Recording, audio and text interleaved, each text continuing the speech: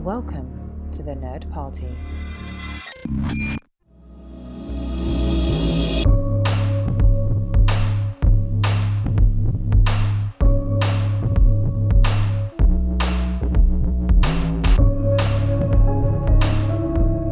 Welcome to 2024 and Houselights, where we are opening as our first director of the year an examination of the work of Tony Scott, legendary blockbuster director. And we will be starting this journey with a look at 1987's Beverly Hills Cop II, an epic romp through LA starring Eddie Murphy and a cast of silly characters who are trying to recapture the magic of 1984's Beverly Hills Cop. I am joined on this stakeout by two esteemed members of the Houselights police force, Detective Tristan Riddell and Detective Darren Moser. Gentlemen, are you ready to go on this journey through strip clubs, arms deals, dog tracks, and just about anything else we can throw into the mix?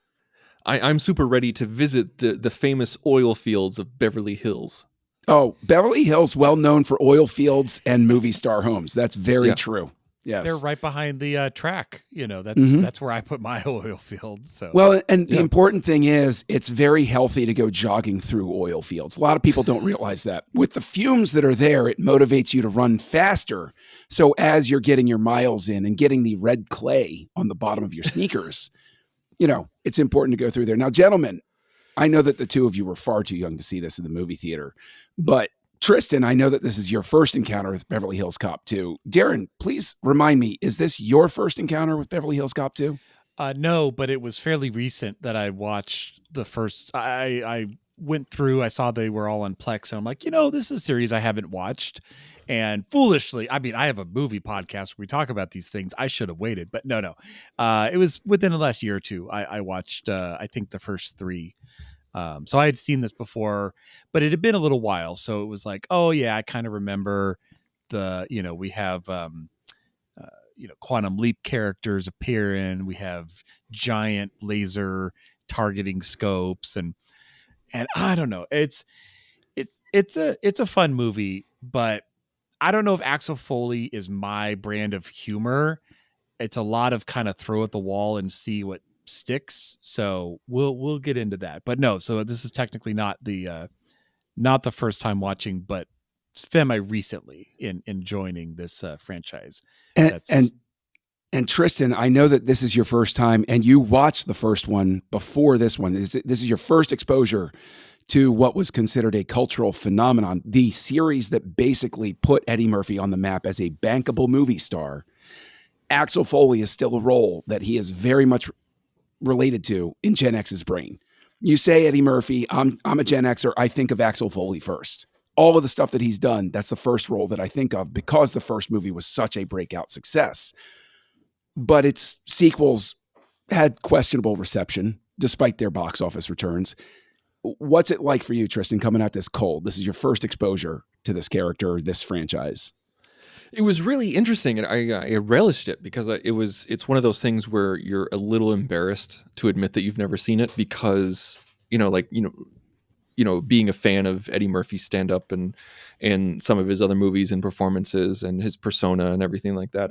It's one of those things you're like, man, how on earth did I miss this? And as I was watching the first one, because you guys told me like, hey, we're doing, Tony Scott and we're going to start with Beverly Hills Cop 2. Tristan, you haven't seen it, watch the first one first. And I'm so glad that I did. But as I was watching the first one, a few things kind of popped up where I was just like, wait, I've seen that. And so I think I've been around it, or it must have been on TV a couple of times, or my dad has watched it, because I think there was one thing that actually has stuck with me that I didn't realize was from this movie is when Eddie Murphy like puts his finger in the cocaine, tastes it, and goes, "Well, it's not sugar." Yes. Banana in the Tailpipe was definitely a crowd pleaser back in the day too. That was, and a lot of debates were had as to whether that would actually work. I've never tried it myself. Have either of you gentlemen ever put a banana in somebody's tailpipe to see if it stalled out their car? I have not, but I think the Mythbusters must have done it at some point. Oh, I'm sure they did. And I think it actually did because it created like there needs to be that kind of flow of gas but don't quote me on it. No, I'm surprised that there weren't more stalled out cars in the 80s because of that movie, to be honest with you. But Beverly Hills Cop 2 is a completely different animal. After the success of the first one, Paramount actually wanted to do a TV series. Eddie Murphy didn't want to do a TV series, but said, I'll do a sequel. So, of course, Don Simpson and Jerry Bruckheimer, they love to make money. If their career is staked on one thing, it's that. So they bring in Tony Scott, who's already got Top Gun under his belt, which was the biggest movie of 86.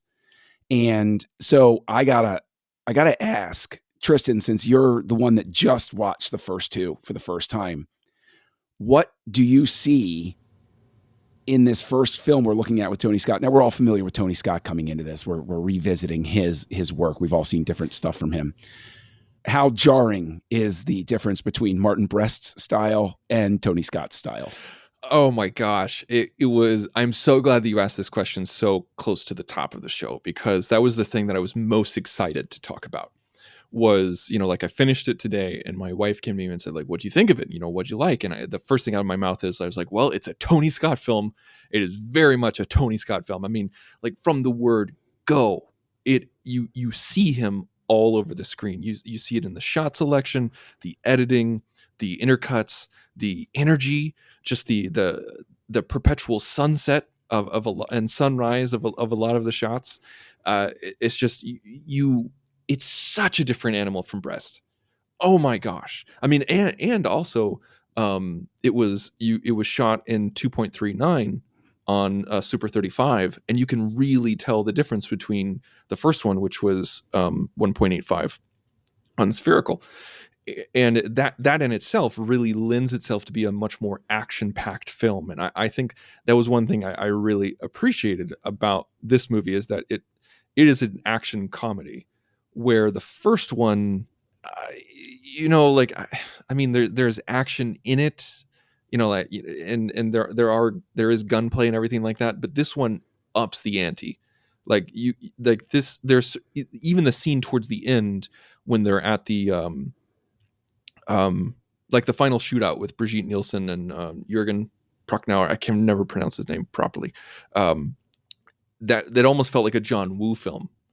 Like that at the end, like there was so much action and so much beautiful imagery, like with the horses running behind them and the pigeons, flying up into the camera. I was going to say, we might not have had doves, but we had pigeons.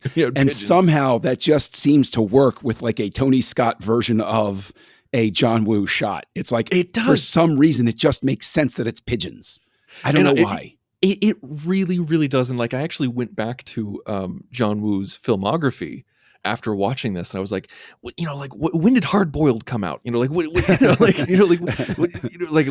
did Tony Scott watch a John Woo film? Like that kind of thing. Yep. But no, I thought the visual language was so much more in the vein of what I like to see in an action film, especially an 80s action film. And so this was, one thing that we really like to talk about is, where do we see the director?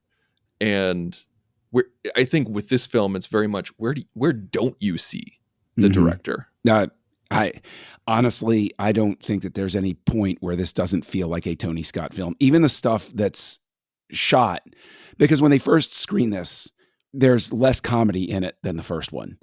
And so they juiced up the comedy. They went in and they reshot some stuff and put some inserts in. Darren, I think Tristan rightly identifies that this is much more of an action comedy instead of a comedy with action in it. Yeah. Do you think that works particularly well? You're coming into Beverly Hills Cop 2. You're expecting Axel Foley's comedy hour here. Do you get what you're looking for? Do you get something different and like it? Do you get something different and it works anyway? Or do you get something different and it's disappointing? Yeah, it's pretty much as expected.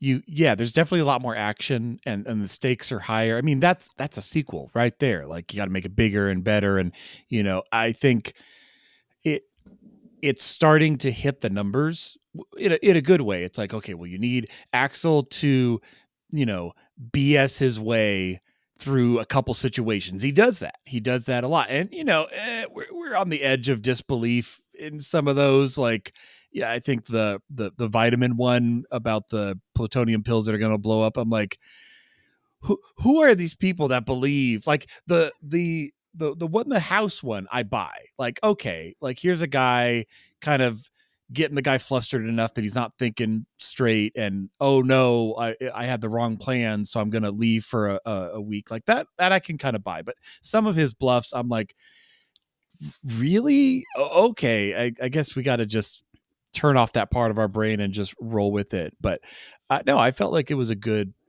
balance for me as well, because Eddie Murphy humor isn't my extreme cup of tea. Not that I don't like it, but there's plenty of action going around. And also we got a lot more, I felt, of, I'm blanking on the names, but the other two cops, his partners, like every scene they're in, I'm cracking up because they're playing kind of the straight man, comedy man. Well, they're both the straight men to Eddie Murphy, but in different ways. And that plays really well. So I think bringing them back was a smart move. So yeah, so it gave me everything I was expecting.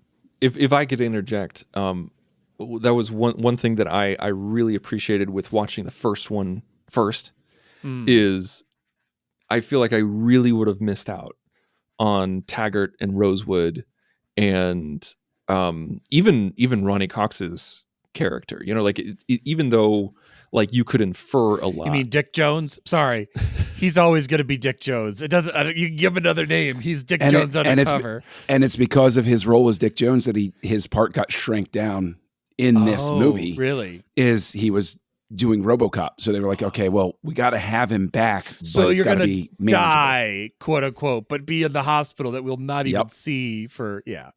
I thought that felt a little.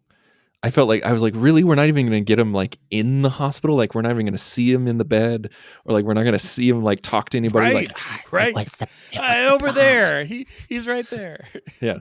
Nothing like that. Honestly, it's a lot like, it's a lot like Anthony Edwards in Revenge of the Nerds 2, which is a franchise nobody should revisit. It does not hold up. Like, boy, you talk about something that's a time capsule, but he's barely in it, and he's just on the phone. Because he was off doing other things. I think Top Gun was like in his, like he was getting ready to film Top Gun or something like that. It's like, well, he made a smart career move. Yeah. Very wise. But similar sort of thing. Yeah. That's so interesting because I really loved all of them together. And it was really like right at the beginning of the movie when we're, like we saw the picture of them fishing together, like they're on a fishing trip. And like seeing how close Eddie Murphy is to his daughter and everything like that, to Ronnie Cox's daughter. It all like warmed my heart. I was like, oh, they stayed friends. Like they weren't just camp friends. They actually stayed in touch. Like I love that with sequels. I really liked seeing that. I appreciated that a great deal. Now, while I also appreciated it, Darren, I'll throw this to you. It's very obvious that this is a movie put together simply because the first one was a big hit. I'm going to throw right out there. I think it suffers from what I would call Home Alone 2 syndrome, even though it's released before that, where the first one is such a huge hit. They have no choice basically but to do a sequel. I think they're kind of, yeah, basically, but using your own, remembrance of the first one and then looking at this one, I would say that one of the fair criticisms of this, sort of like franchise-wise, is it's very much sort of like hits the same beats as the first one. It's sort of like they took the first script and they were like, okay, well, all right, the strip club thing worked, so let's send them back to a strip club, and this thing worked, so let's send them back to that too, and let's make all of these sorts of things. And I think as a result, painfully obvious to me. Sorry, I really didn't mean to cut you off. No, please. No, go ahead. But that's when it became painfully obvious to me, was the strip club scene. I was like, why are we back here? Just because they went to a strip club in the first one? Like that's what it felt like. You're just like, it was so eye rolly. I was like, this is that entire segment is completely you could excise that completely and nothing would be lost except like having the car crash at the end. Like actually you didn't even need that, like, because like it was, if you excise the scene and just have them in some other location or just wherever they were, a restaurant, and then it all starts after that. or just like walking on the street and then somebody tries to take a hit on Foley. That's it. That's all you needed. You know, maybe that was one of the scenes that they inserted for humor. I don't know. Well, I mean, the scene they inserted because it's 1987. Like that's what it feels like. I mean, the thing is, I think that this is also very interesting time capsule sort of effect as well, because the whole Playboy Mansion scene, like that was part of the zeitgeist in the 80s, was like, that was supposed to be the cool hip place to go sort of thing. And even that, why did, obviously no decision in a movie, you can pick anything apart and be like, well, it could have been somewhere else. It could have done this here. But the whole point is he's ambushing the guy at a charity ball. And so setting it at the Playboy Mansion just seems like it's so weird that it happens there. There's no reason for it to happen there except for the fact that it was a popular thing in pop culture at the time to reference it. Darren, I mean, given the strip club, given the Playboy Mansion thing, do you think that there might be a little bit too much influence from Simpson Bruckheimer at that point to sex up the feel of the picture? Yeah, I was trying to double check. I'm assuming this is R. It's got to be. Oh yes. Right. Oh yes. Yeah. So, especially in 87. But yeah. Well, one thing I wanted to say I think you nailed it when you said earlier the Home Alone 2 effect, because I've heard that even the director has stated, like, they basically told the exact same story slightly better in a different location, and this does feel at times like, if this was the first one, like, obviously it's not, because they reference things that happened and they already know each other, and you don't have all the meet cutes. But if you could almost have this be the first one if you really wanted to, like, as far as story wise. So, just bigger and better and more guns in the trunk.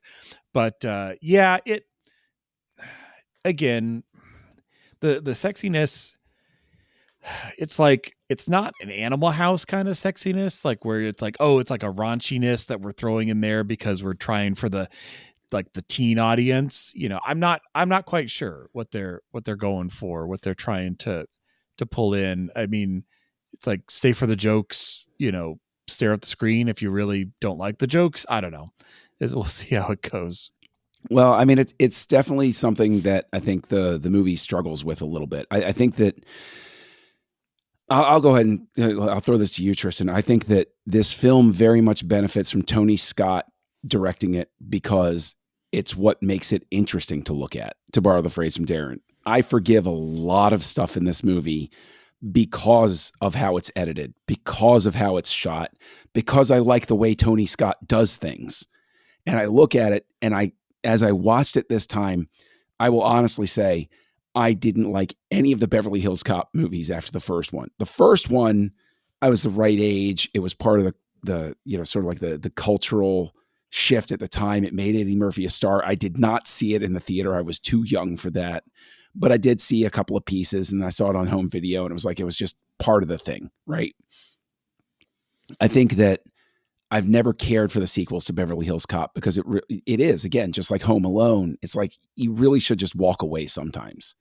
And Die Hard as well. And boy, Die Hard comes out the year after this. Died hard. Yeah. Yeah. And as much as I love the third one, I wind up forgiving a lot in that one because of certain things as well. But Beverly Hills Cop should have just been a one and done. Just walk away clean. Just be done with it, man.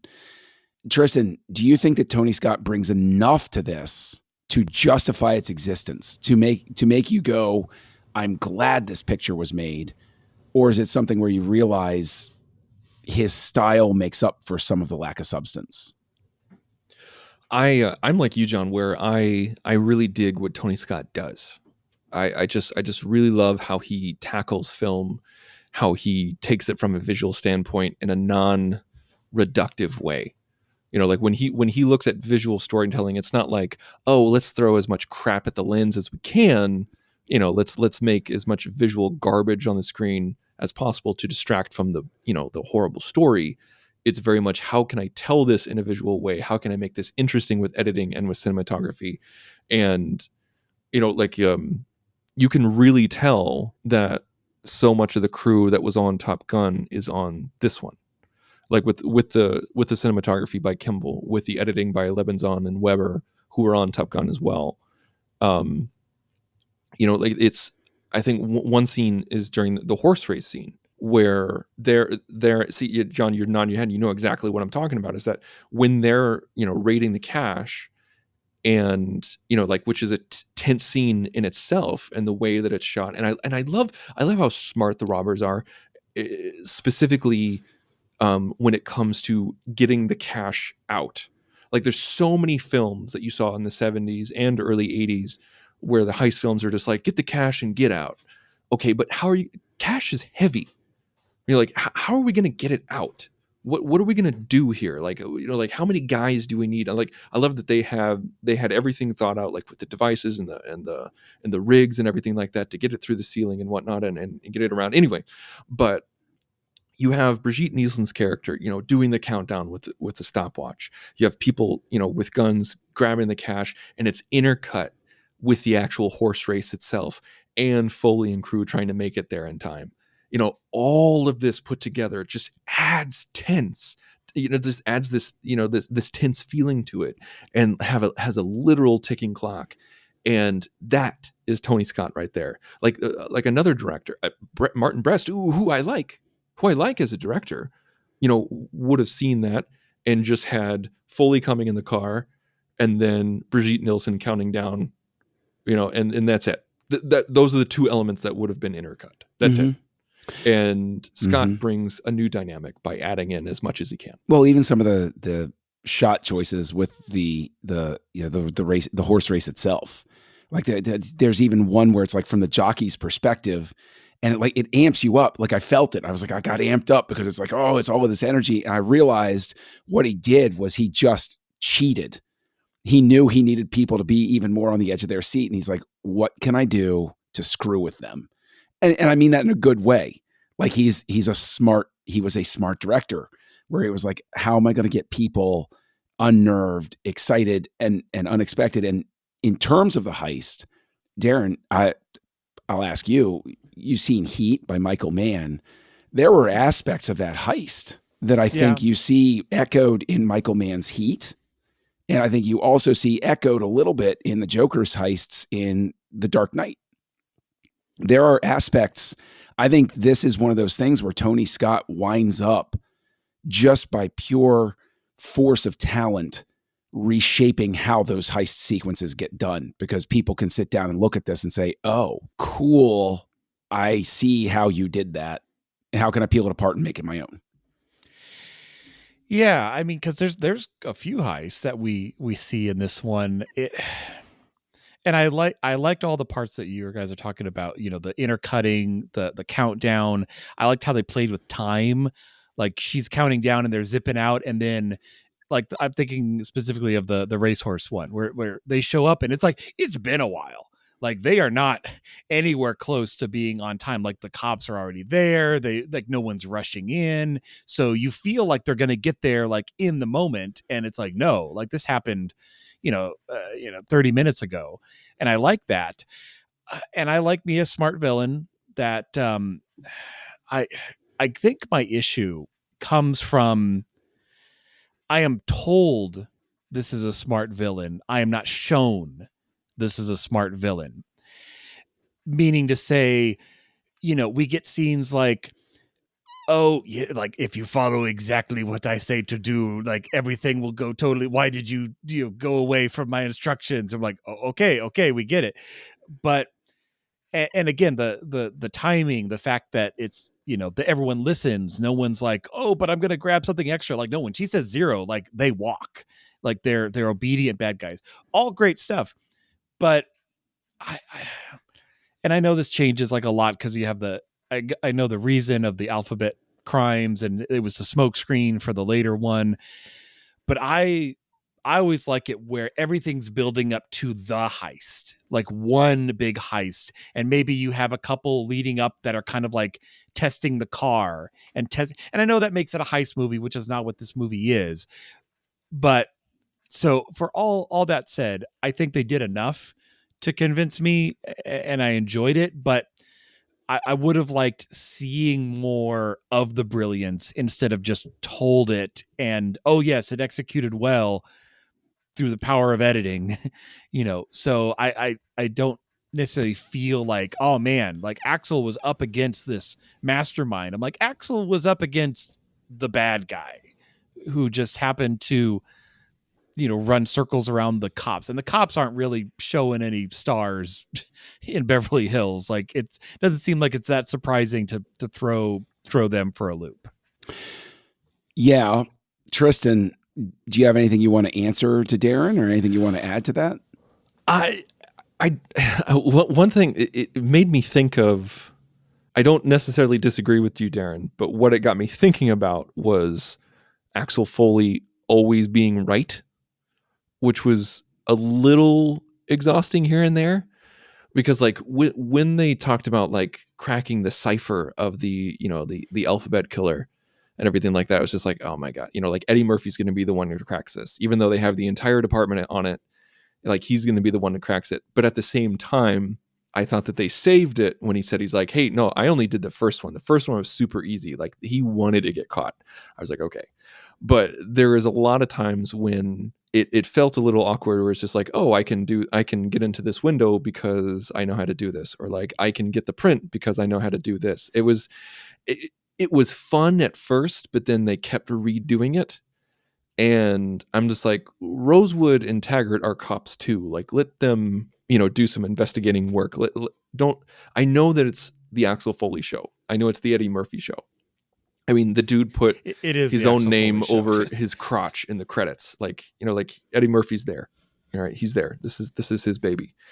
And I think this is like the first film that he co-wrote or something like that. But there is, I looked up online, some criticisms of it, and a lot of people said that this felt like an ego piece for Eddie Murphy, mm-hmm. and they're not wrong. They're 100% right. Yeah, but it doesn't always bother me.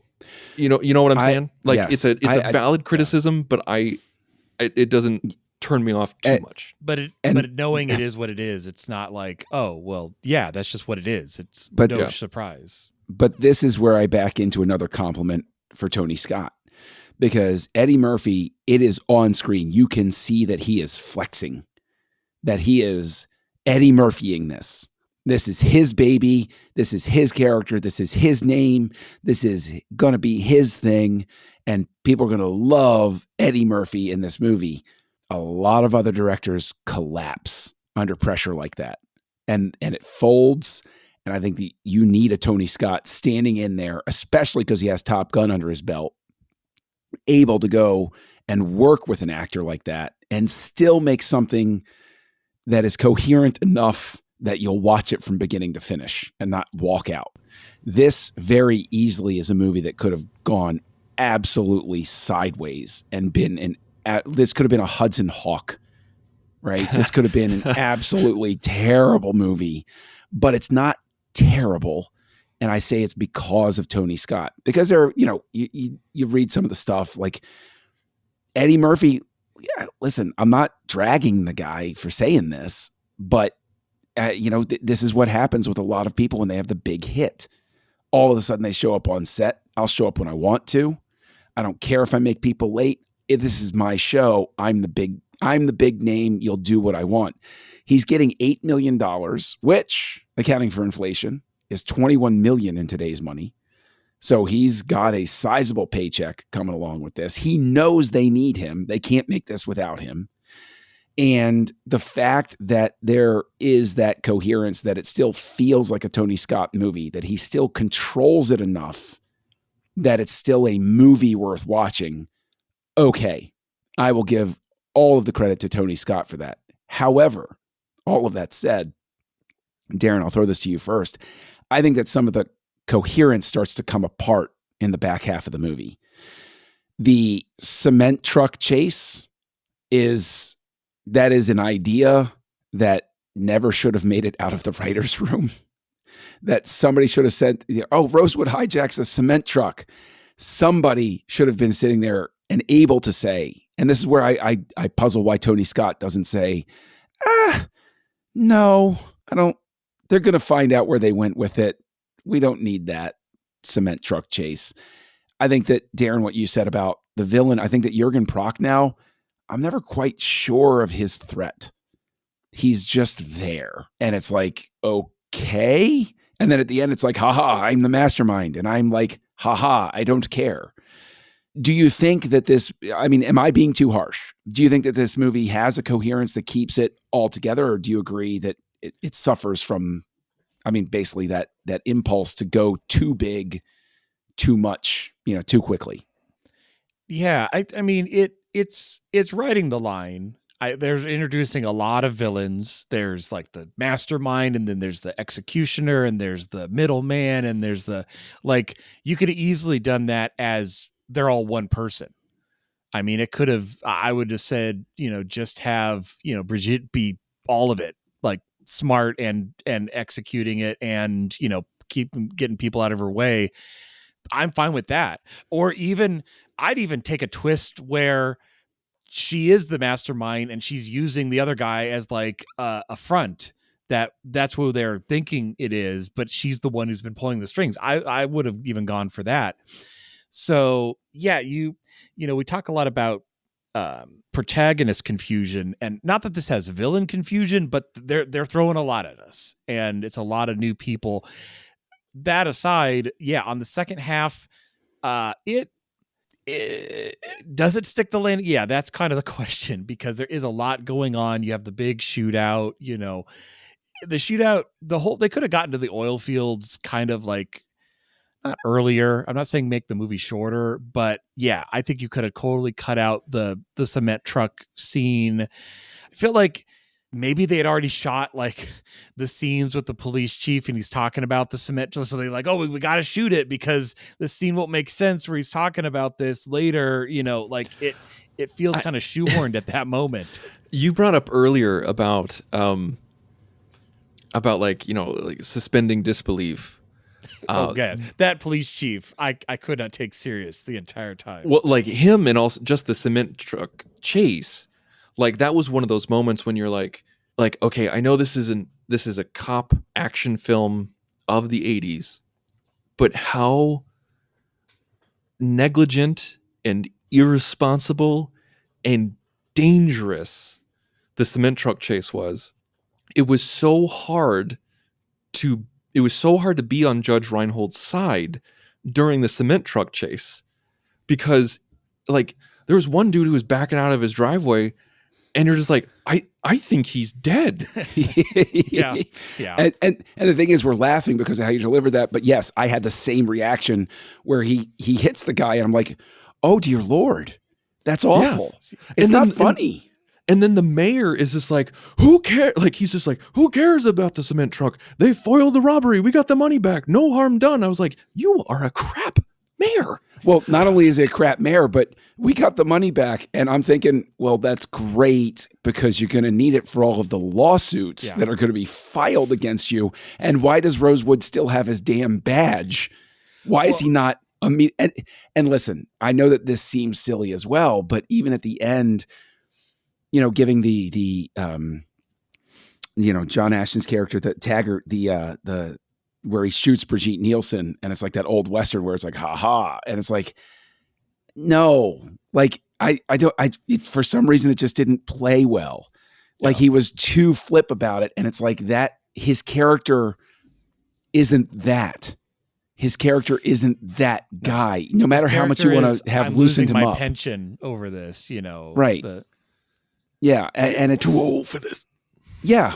But it's, and then even going, it very much feels Simpson Bruckheimer that the shootout at the end is trucks blowing up with rocket launchers, comically misfired and stuff like that. It's like this, if anything, I think the ending betrays the spirit of goodwill that I carried over from the first one, which while it was smaller scale, I wouldn't go that far personally.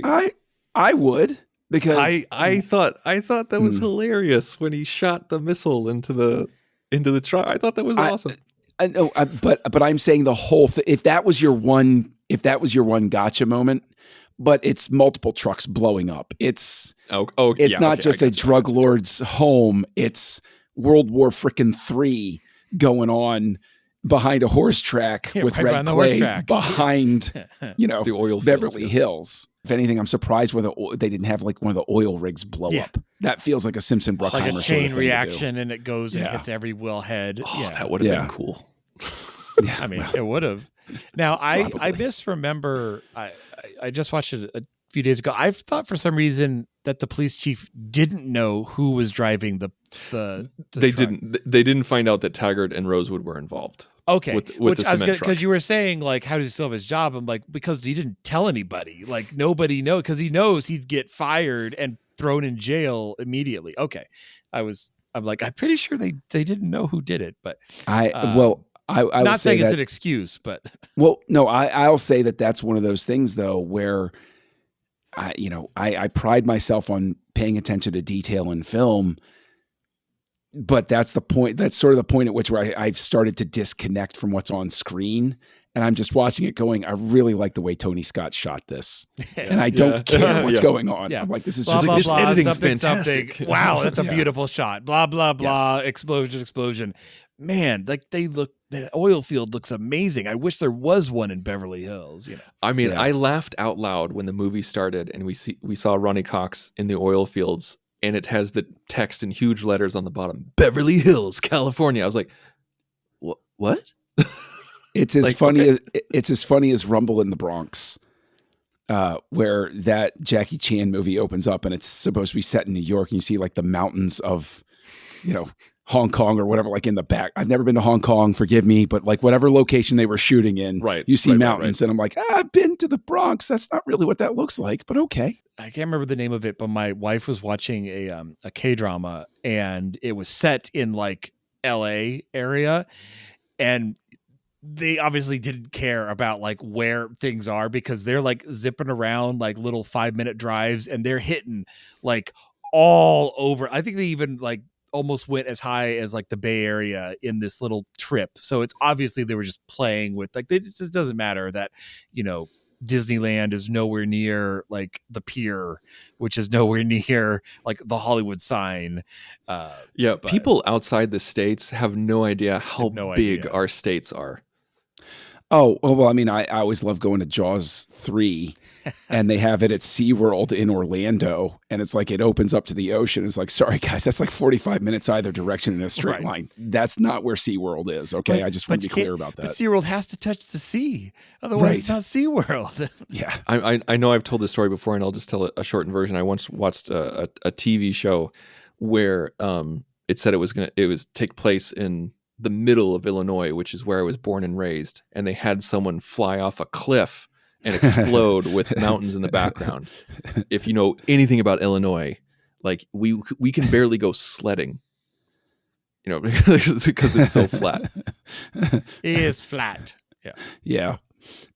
But speaking of location, what's interesting, and Tristan, I'll ask you, apparently originally they wanted to send him over to Europe and go to like places like Paris, but it was Eddie Murphy being unwilling. Work for Scotland Yard or something like that. I think I read somewhere.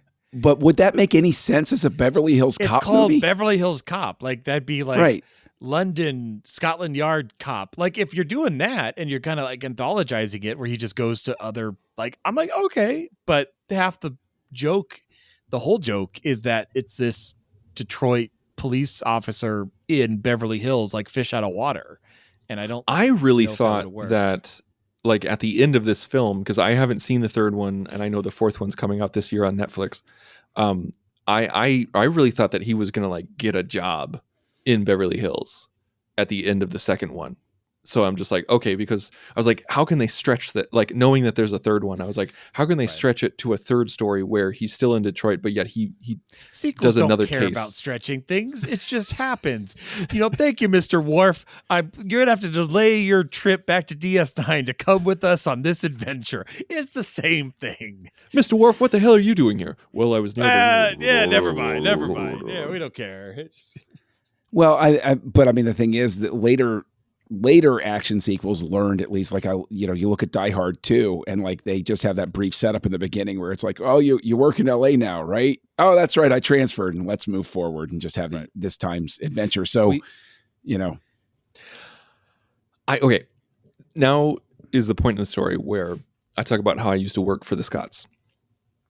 So I used to work for Ridley Scott, mainly worked with Ridley Scott, and I did do some stuff for Tony Scott, and I actually got to meet. Well, I never got to meet Ridley Scott because he was shooting in location the entire time I was working for his company. I did get to meet Tony Scott, and it was thrilling to say the least. It was awesome to meet one of your film heroes, and one thing that really surprised me is how small of a man he was. Like I looked it up before we started recording, and it said that he was 5'7", and I was like, that's not true. Like maybe in the 80s he was 5'7", but when I met him in like 2007 or 8 or somewhere around in there, he was not 5'7". But the only reason why I'm bringing this up is because according to rumors, he had an affair with Brigitte Nielsen during the filming of this movie. Brigitte Nielsen is 6'1". Just want to say that's an interesting pairing, and it was it makes me laugh.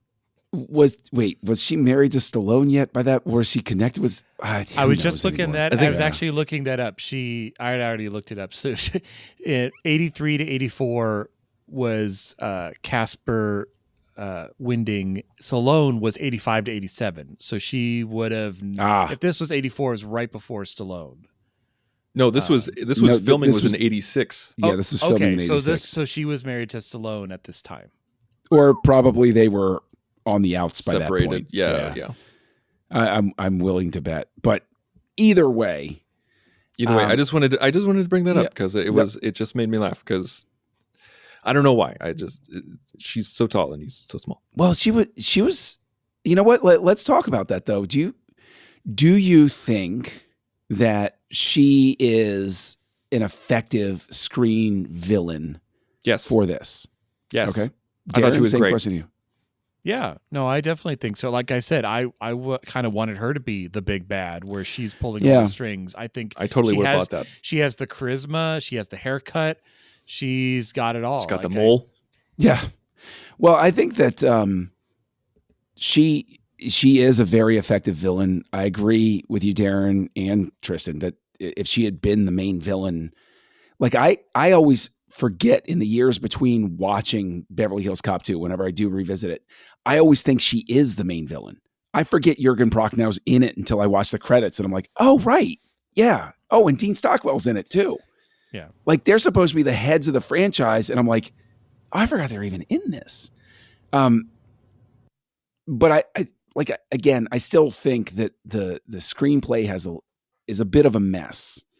And the whole reason I'm shifting over to screenplay, as we're going deeper into the conversation here, is because one of the co-writers on the screenplay, one of the credited co-writers, is Warren Scarron, who went on to write a film I adore, 1989's Batman.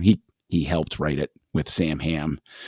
I just want to acknowledge his career because it was very brief, because he died of bone cancer in 1990. Looking at Beverly Hills Cop 2, and Tristan, I'll toss this to you because we're both very diehard Batman fans. Do you detect anything in this screenplay, whether it's dialogue, whether it's action, anything like that, that you could look at this and say, oh, I could see where the screenwriter who worked on Batman or even Beetlejuice was in here anywhere? Or do you think that this is just one of those ones where it's like he happened to be in the room and it is what it is, but this isn't anything where he leaves a specific fingerprint? This felt like a camel to me. Like this script felt like a camel where like everyone took a piece and put it together. This was, when I watched it, my suspicions were confirmed when I did research after the fact, figuring out like how many versions of the script there were and how many, like how many variations and how many ideas were thrown around, which is not uncommon. It's not uncommon at all. Like most people have no idea how many revisions and complete rewrites that movies go through. And sometimes like people are hired to write a film knowing that not a single word of theirs is going to make it into the final script because they're just like, oh no, you're just writing something for the real writer to work off of. like to bound, like to give them to think about something. It's crazy, but anyway, I digress. No, I to answer your question, I don't. I really don't. I think that's a very interesting question, and I'd love to know if you have an answer, but I don't see it.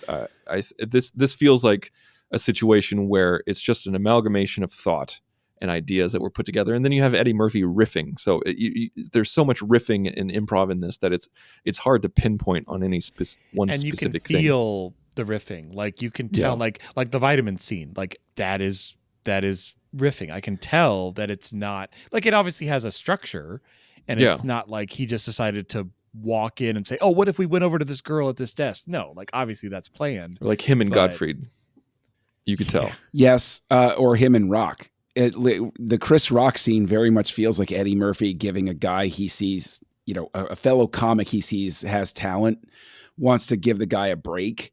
And he's like, okay, I'll give you a scene in the movie, and we're just going to play it fast and loose. Just follow my lead. We're just going to go through it here. But in terms of the scripting, no, I obviously have nothing to elaborate from what you're saying, Tristan. But I can only imagine the reality in which Warren Scarron's career continued, because 3 movies, Batman, Beetlejuice, and Beverly Hills Cop 2, are on his resume out of 4. There are so many screenwriters that would give up a limb for the sake of having 3 massive calling card hits anywhere on their resume. And this guy, boom, is tied with 3 movies that helped define the decade. Like, it's pretty crazy. It's pretty crazy. I mean, speaking back on Chris Rock, he loves Beverly Hills. He was in Beverly Hills Cop 2 and Beverly Hills Ninja. There you go. There you go. I know that we talked about riffing a little bit ago. Like, probably one of my favorite scenes of Eddie Murphy being Eddie Murphy. And I know we touched on this earlier in the conversation about, like, when you want, I really like that I watched 1 and 2 virtually back to back, because the confidence and swagger that Murphy has in 2 is so noticeable compared to 1. Like in 1, like he has that youthful vigor of, like, like I'm the new guy on the block and like I'm forced to be reckoned with. But in 2, it's much more refined. It's much more, I'm here. I'm trying to pop off the screen. But that scene when he just finds out that Ronnie Cox has been shot, and then like he's in the suit, he has the Ferrari, and then he sees the guy from the cigarette heist, or like from the cigarette scene in the first one, and he tells him, like, he's like, I used to be a Muslim, like I can smell pork, like, this guy's a cop. I friggin' love that scene. And the thing that he did with his voice during that scene, all I could hear was donkey. That's all I could hear. Yeah. Like, at any second, I thought he was going to bust out. Donkey's talking right now. Right, exactly. And like at any moment, I thought he was going to say, parfaits may be the most delicious thing on the whole damn planet.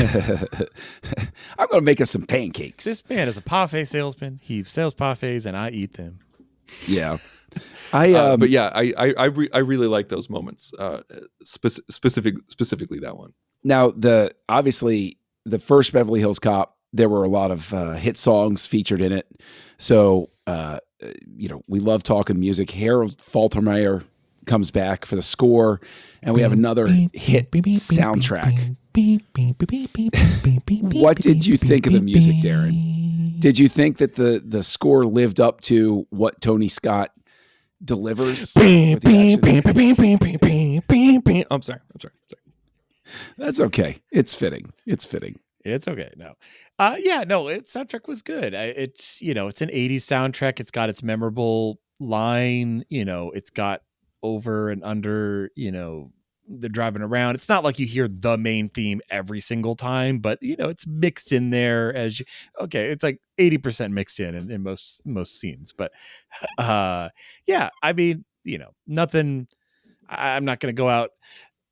I don't think it's missing anything that the first soundtrack has. Like, you could just listen to it and it's got or just buy the theme, just buy the main theme, just listen to it on repeat. You're good. You're covered. Just insert that into any scene. Well, a big breakout song from this was Bob Seger with Shakedown, but there's also a very landmark 80s song, I Want Your Sex by George Michael. This is the soundtrack where it breaks out. It won the Golden Razzie for Worst Original Song, but went on to be a massive hit in the 1980s, which is just the Golden Raspberry Awards have always been just a fun exercise in just weird senses of humor. I've never understood them, but like, I don't know how you listen to that song and you're like, that's the worst original song I've heard. And it's like, oh, okay. All right. That's fine. But Tristan, I love talking music. So that's why I went down the rabbit hole. Is there anything that jumped out for you here that was like special or memorable? No, I hate the music in both 1 and 2. It's so annoying. I have nothing good to say about it. It made my eyes roll almost constantly. I was like, man, this is bad. This is so bad. Like, even for the 80s, it felt bad. Just not a synth guy, huh? You just don't. No, it wasn't even the synth. It wasn't even the score. It was the use of popular music that really killed it for me. That's fair. Like I can deal with the synth score, not as much as you can. You have a much higher tolerance than I do for synthesized music. But no, that's not what bugged me. Like, I love the theme. I thought that was fun, but no, just the constant pop music that just felt like it didn't fit. And maybe I'm blending 1 and 2 in my brain with the music. I'm not quite sure, because 1 was definitely much more heinous than the second when it came to popular music. Oh, I disagree with that because the first movie has Neutron Dance, which is one of my 80s favorites, and therefore it's excellent in my book. Also, I want to go on a tangent right now, and I just want to out myself because I know we like to be coy. I didn't like the first one at all, and I really liked this one. The first one was so effing boring. I just couldn't handle it. It was just them driving around and going from point A to point B to point C to point D. It was just them driving and driving and driving and going up to the front of buildings, going into buildings, going out of the buildings, going into the car, driving to the next location, going to another front of the building and walk. I don't get it. I don't get it. Well, we'll save that for our examination of the works of Martin Brest, which I would like to do. Just spoiled that one already. As would I, actually. Guy has a very impressive filmography. But you've tipped your hand about how you feel about Beverly Hills Cop and Beverly Hills Cop 2 with that, Tristan. Let's go to Darren first for your rating, your final rating. Always go to Darren first. I love that this has become a thing. It's a must. It's a must. It already was a a thing. Tradition. And then I called it out. And now you're like making it a thing. Have to. Yeah. Yes. This is great. No, I enjoyed talking about it because it was a fun discussion on, like, this is just an interesting analysis of a sequel movie, because it's like right in the heart of like sequels, and nowadays like sequels mean something totally different. Like in the 70s, sequels were very different. So I mean, we all agree that like it made so much money, it had to be made. Like unless Eddie Murphy died in a plane crash between the first movie and this, like, it's the only reason it wouldn't have been made. But it, like I said before at the beginning, it had enough action and stuff like that to kind of keep me interested. I'm not the biggest Eddie Murphy fan. Not that I don't enjoy his work and things like that, but I'm just not like, oh man, I own all his works. And maybe if this movie had been, how many words, what's that movie where he every word he says is like his last 1,000 words or something like that. You remember that one? Yeah. No, don't remember that one. Well, it wasn't good. It was, I don't even see it, but it's like he gets cursed and there's like, he has like 1,000 words left, and every word he says, like a little leaf falls off a tree, and he learns the value of listening. And it's kind of like Yes Man. But anyway, all that to say, I'm going to give it a solid 3. Enjoyable. I every once in a while I'll probably get the inkling to like rewatch the Beverly Hills Cops movies, because they're enjoyable in the fact that like you're kind of seeing this slice of 80s film and action. I've come to notice more that distinctiveness, especially compared to modern film. Like modern film has become such a thing that you look back at the greats like Tony Scott and others and the stuff that they're doing. And you're like, man, just the way they put that together, the way they shot it, the way they communicated information, like I'm starting to notice enough of a gap of how that was presented in the 80s versus the 90s versus now that sometimes that's enough to watch something again and kind of enjoy just how it's telling it. I just won't go back to shaky cam era. That was the worst. That was so bad. So that was a tough time. That was, oh man, those Jason Bourne movies. Ooh. Oh, Greengrass. Every time shaky cam comes up in a movie, I blame Greengrass. I just start to scream to the heavens and tear my shirt. It's like, Greengrass. It's like, we have this thing called a steady cam. What if we just turned it off? Well, we've gotten Darren's take on Beverly Hills Cop 2. Yes, first and foremost. But before we go to Tristan, I'll take a swipe at this and give my own rating. And I will say that in any other director's hands, this mess of a script would get a 1 star for me, because this is it's really just a mess. It's really such a cash grab. And there are so many things where if I give the highest rating of the three of us, I swear I'm never going to go first again. But no, we already know that Tristan's going to give this a 5. So I will keep a reality check here with you, Darren. And I will say that right now I wrestle with it, but I'm going to land on a 3. I'm somewhere between a 2.5 and a 3, but I'll land on a 3 simply because Tony Scott could direct a story about someone walking their dog. And it's an hour and a half of them walking their dog and talking on a cell phone.